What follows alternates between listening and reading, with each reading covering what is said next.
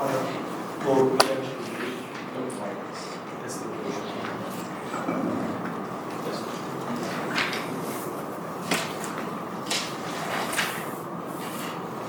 Hello everyone. My name is Miguel Riscarpio. I am the CEO of this company. Hello everyone, my name is Raul Rodriguez. I'm the Chief Operating Officer of WholeSum. And I'm Jacob Lyman, I'm the Chief Technical Officer. And here at WholeSum, we believe in having rapid, fresh, affordable produce for everyone. There are some problems that are facing our economy today. We have food shortages across the globe. We also have a rampant inflation that we have not seen in a generation before. Along with this, we also have food deserts, a continuing problem in our country. And people are beginning to feel the pain as they go out to buy their food. Now, in order to combat this, there's people who are turning to frozen vegetables, from fresh vegetables to frozen vegetables. Now, a raise of hands, who in here just salivates at the thought of being able to eat a pot of frozen peas? Anyone? Okay, I'm just the only crazy one. Now, however, there are millions of people who are doing this every day so that they can just survive. And also believes that that is not right. We also believe that it's not right for us to that we need to pay basically an arm and a leg so that we may be able to eat food that is free of poison. And also, we believe that we shouldn't be living in food deserts. To combat these challenges, we have a prototype that's coming along the way, which is a vending machine. We envision this vending machine will grow food right outside of your apartment complex. This vending machine will also have a system where you will be able to use a lot less water, grow your vegetables a lot faster, and due to the special technology that we have, you'll be able to have your food being grown right outside your home. Not only that, but you also choose how you want your vegetables to be grown, when you want them, all year round, be it rain or shine or even blizzard like we had yesterday. Now, what customers want is fresh produce that is available near them and that also comes at a low cost. There have been some companies that have been able to tackle the first problem, fresh produce such as Sage, a product by General Electric, or Square Roots, another company that is basically a shipping container farm. However, no one has had the audacity before to do what we're going to do for us to be able to grow fresh produce that is grown right outside your door and that is also very affordable for you. And my colleague Raul will talk about that now. And you may ask yourself, what is the market size of somebody wanting fresh produce? Well, you can see here that the frozen can market equates to 48 billion in the United States. And the organic food market, so somebody wanting fresh food with no GMOs and no pesticides used, is 208. That is a pretty big market. Now, as a strategy, we're trying to put our product into apartment complexes. So the market size for somebody living in an apartment nationwide is 60%. So 60% of the population lives in apartments. Our business model. So our business model is to charge a monthly subscription fee to be able to use our product. But in exchange, you get fresher vegetables at a lower price. And by charging this subscription fee and having a customer network, we can make our product better to better suit the demand of produce at these apartment complexes. Our adoption strategy. So our adoption strategy is to put our product, Rapid Eats, into apartment complexes around Utah. Especially those apartment complexes that are far from grocery stores that make consumers travel long distances to get their produce, as well as apartment complexes located in food deserts, which is a problem. Now, Jacob is going to talk about our competition? Thank you. A couple things to note about our competition is many of them are various forms. For example, we do have competition from traditional grocers. Whole Foods comes to mind predominantly when it comes to organic and healthy eating. We also have competition from perhaps not the non-organic sector of the grocery industry, such as, say, Walmart or Target. In addition, we do have other businesses which are trying to enter the same space we are of using technology to produce organic food at lower costs and faster production times. However, we do believe we have some competitive advantages over these. For example, Square Roots is a modular farm system. As Miguel already mentioned, they do set up in shipping containers.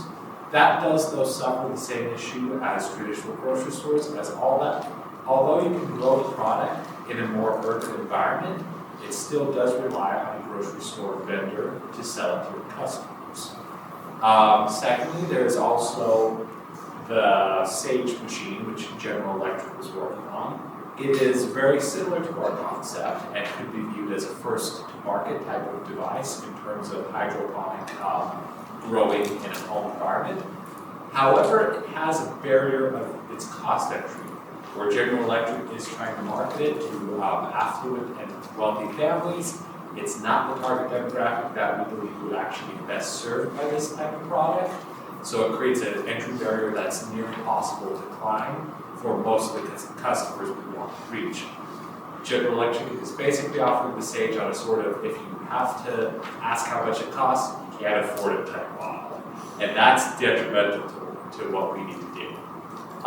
Then of course there's also traditional grocery stores and farmers markets. And those have the issues of they rely on seasonal issues, things get expensive, farmers markets are all fun, but they're only open for 3 months a year. So again, because our machine is designed to operate 24/7 year-round in a controlled environment, we hope to offer our customers the ability to get fresh produce on demand when they need it, and because it's grown on site and cuts out the shipping costs, it will allow them to save money. We would like to talk briefly about our team credentials. As I said, I'm Jacob Lyman. I'm currently a mechanical engineering student here at the University of Utah, and I am in charge of our company's technical operations, with my goal being to make our dreams a physical reality. I'm going to pass it on back to Raul. I'm Raul Rodriguez, as I stated before. I'm the Chief Operating Officer of WholeSum Eats. I'm currently a sophomore here at the University of Utah studying chemical engineering. And I really enjoy optimizing things and optimizing systems. And so working on this optimal solution to our food deserts has been great. I'm Miguel. I am the CEO of WholeSum Eats. I have experienced firsthand what a critical time in the economy such as now can do to a family, which is why I thought of this particular solution. I have been researching this solution for a few years now, and I believe that now is the time for us to be able to enter this market. I also have a background in sales and marketing. So with that, our company is aiming to have, dare I say, seed capital of $100,000 to launch our venture. With that, we have hoped to start local here in the Utah area, serving the Wasatch Front before we expand all over the nation, with the idea of getting up to 4,000 customers within our first year. From there, we can build a customer base and reach a goal of $1 million in profit as soon as our product is ready and available to each market. Thank you everyone for your time, for your attention, and now we will open the room for any questions that you may have.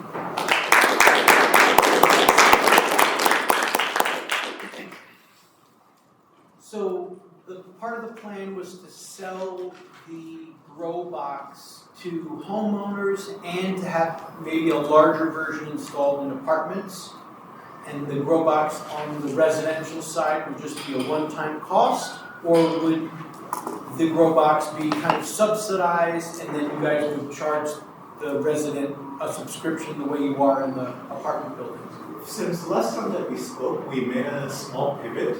We will not be selling any individual boxes at the moment to any local, to the people, so they have that locally. Instead, we'll have the grow box be outside the apartment complexes so that people are able to access that food directly themselves. That way we have a very selective customer base to begin with. And if I may, as we also mentioned, Sage is also, General Electric Sage also targets that home market. So we don't exactly want to enter that home market until our product is able to offer a lower cost value than what the Sage currently is priced at. Okay, thank you.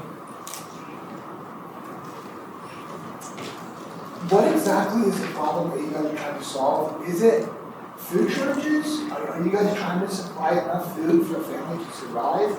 Or is it kind of, here's a little extra fresh produce for the family? That's kind of where I'm a little unclear. So what we are doing, starting off right now, is in this first year, we're going to be using the vegetables that are best optimized for our technology. So they will have that option to begin using those fresh vegetables that they continually use, such as lettuce and other herbs. But eventually, we will be able to have enough food distributed everywhere so that a family is able to consume food constantly. What do I get for my $100,000 in seed capital? We'll begin to do the prototype and be able to launch that prototype in about a month into the first few customer locations. What's the incentive for me? What's my return? You will be able to have approximately between 10 to 20% of our company's stake once we are able to stake a little bit longer. Would you consider doing something similar to HelloFresh where they have ingredients that you can make your meal out of? Because I know for me in the summertime when I don't have school, I have a lot more time to actually cook with vegetables and stuff. But during the school year, and it's for lower income people when they're constantly working, you're not going to have as much time to cook from scratch. Would you guys consider like implementing stuff to make that cooking process better? Maybe recipe books, other ingredients included, or how would that be? I think it's something that we definitely could consider adding to our product, especially how we're essentially building a vending machine, right? And you can put anything in a vending machine. So I think it's something we can consider adding to the products, but for right now, I think we're gonna stick to optimizing just our vegetables, being able to grow those vegetables quickly. You said you wanted to start in apartments, right? Do you know if, like, is there any data on people who live in apartments and whether they lean towards organic produce versus, the frozen packaged produce? There is data. There is a lot of data also about how many customers once were eating organic produce back in 2019, and now they're eating also frozen vegetables as well. We haven't explored that data fully yet, but there is that data available, and a lot of people continually are switching from eating what they once wanted now to frozen vegetables. And I think one benefit with an apartment compared to say a homeowner is homes do have the larger plot of land for garden spaces. So by aiming for an apartment market at first, we wouldn't necessarily be competing with people who would have a traditional backyard garden per se. Does that create a supply issue if you have so many people in such a tight space? An issue how? Could you explain? Well, because you would need, since you have so many more people in that building, you would need a lot more vending machines than you would, on the corner of the block where there's 20 people, 4 houses, 5 people each, just 20 people on that street versus 20 people per floor in the apartment. That is actually very good for us because then more people will be attracted, and as they leave those initial locations, they'll be able to go elsewhere. Now with the algorithm that powers everything, then we will have even more data available, which will make our competitive mode even more stronger. But can you refill the vending machines to keep up with that? Yes, they'll be growing constantly. That's why one of our competitive advantages is that you're able to select how you want your produce to be grown, so that It's grown in the process. You get your produce next week. It's there available again for you, just how you want. Moving off the last thing you just said, what types of produce grow in the week? Do you have some sort of technology that accelerates it? Yes, this technology accelerates that a little bit faster, but also because of the vertical component that we were talking about, you are able to have multiple plots of growth essentially, so that we have a system where it's not reliant on only one location of growing. We have multiple locations inside the same vending machine that is going to be doing that purpose. You might have mentioned it, but how many units are you expecting to be able to deploy within how much time? We are expecting to reach about 4,000 customers. Each location will have about 100. Each compartment complex has about 100 people living there. So we expect about between 5 or 10 vending machines or less per location. Okay. So 5% vending machines per location. All right. Have you considered the cost of the fleet of trucks you need to keep those kind of restocked? So I'm kind of going back to Nico's point. If you are in a very dense area and need to continually restock them, the cost of the fleet is going to get expensive. Correct. That would be if we were delivering, for example, directly to them. If we had a farm, we had to deliver directly to them. The produce is going to be grown inside of these locations. So the time that will need to be restocking can be reduced to a year or less. Do you guys have an idea how much you'll charge per serving of vegetables? Yes. So we were discussing that the subscription would be around $10 a month, and the produce will be way cheaper at the vending machine than you would get at your typical grocery store. So, for example, right now, a head of lettuce will cost you about $2 to $3. We're planning on setting up so it was under that $1. Okay, so $10 a month per dollar. Yeah, and then the produce will be cheaper, something similar to Costco, for example. Thank you. Love the pitch, guys. I would think there'd be a huge market. For example, for me, I did some gardening growing up, and I hate weeding. So like, dude, screw doing gardening. I don't want to do that. I would love to see. I mean, I love the huge pull that you guys have, like emotionally, to want to help others. I'd also like to see maybe just like I understand who you want to service now, but selling to private users who like hassle gardening's gone, it does it all for you, and you get the fresh produce. I would love to see that in your guys' pitch. Because you could automate. I've seen people that automate the digging of the weeds, the watering. Like, that would be awesome. I would love to have my own little garden. We're glad that you would want that, and that would potentially come probably in the next 2 to 3 years. You'll see a lot of there for you. Yeah, I was going to say that I really like the idea. I think that there's a huge emotional connection between food and people. And, there's a lot of problems around the world with people that don't have either enough food or they don't have fresh food and things like that. When I think of the food desert and I think of kind of the consumers or your customers, I kind of think about people that are really, really far away from any kind of central store. They have to drive an hour to go get eggs kind of thing. And so when I think about an area like that, I'm thinking of kind of single-family ranch homes, not necessarily apartment buildings. So I would think that, that you guys should really take another look at kind of that individual homeowner type of system that you can deliver to them, and that would help those people who are that far away from the store still be able to have food growing kind of all the time. But of course, kind of like Google Fiber, right? You want that density of the apartment building so that you can drive revenue from multiple subscriptions right within one structure. So I kind of understand that perspective as well. But I think that there's still maybe some refinement in those couple of different models. So yes, that would be a completely different model. So a completely different business model, so it would definitely be something that we will explore probably in the next 2 years. I really like the idea, and I think that you guys are onto something. How much time do we have, Mr. Brown? I'm not timing right now. One more question. So how does the product actually work? Because the prototype, it looks like there's an open space where anyone can just take it as much food as they want.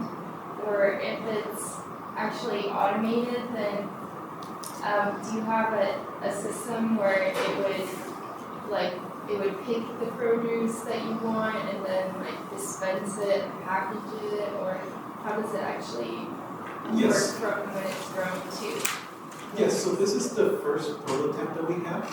So there's 2 different routes that we could go. The first one could be something similar to technology that Amazon has, where they are able to sense when someone, it's a store that has no sensors. So it would be, that has a lot of sensors, so you have no checkout line.